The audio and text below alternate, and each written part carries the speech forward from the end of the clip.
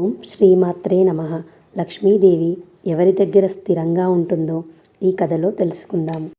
పూర్వం ఒక గ్రామంలో ధర్మనిష్ట కలిగిన పేద బ్రాహ్మణుడు ఉండేవాడు. అతడు నిత్యం విష్ణువును, లక్ష్మీదేవిని మనస్ఫూర్తిగా పూజించేవాడు.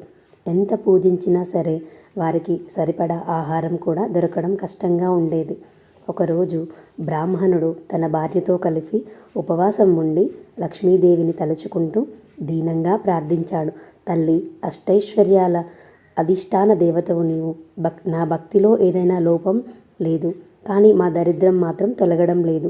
దయచేసి మా ఇంటికి వచ్చి మమ్మల్ని ఆశీర్వదించు అని వేడుకున్నాడు. ఆ రాత్రి లక్ష్మీదేవి ఆ బ్రాహ్మణుడి కలలో సాక్షాత్కరించింది.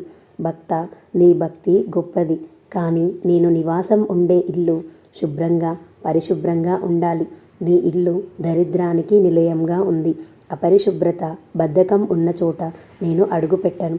కేవలం ధనం మాత్రమే కాదు, పరిశుభ్రత, ధర్మము, సంతోషం ఉన్న చోటే నేను స్థిరంగా ఉంటాను అని చెప్పి మాయమయ్యింది. తెల్లవారగానే బ్రాహ్మణుడు మేల్కొని ఆ మాటలు గుర్తు చేసుకున్నాడు. వెంటనే భార్యతో కలిసి ఇంటిని పూర్తిగా శుభ్రం చేశాడు. పాత చెత్త, పనికిరాని వస్తువులు తీసేశాడు. ఇంటిని కలకలలాడేలాగా అలంకరించాడు.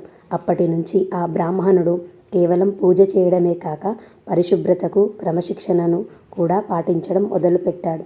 కొద్ది రోజుల్లోనే ఆయనకు అనుకోని విధంగా ధనలాభం కలిగింది.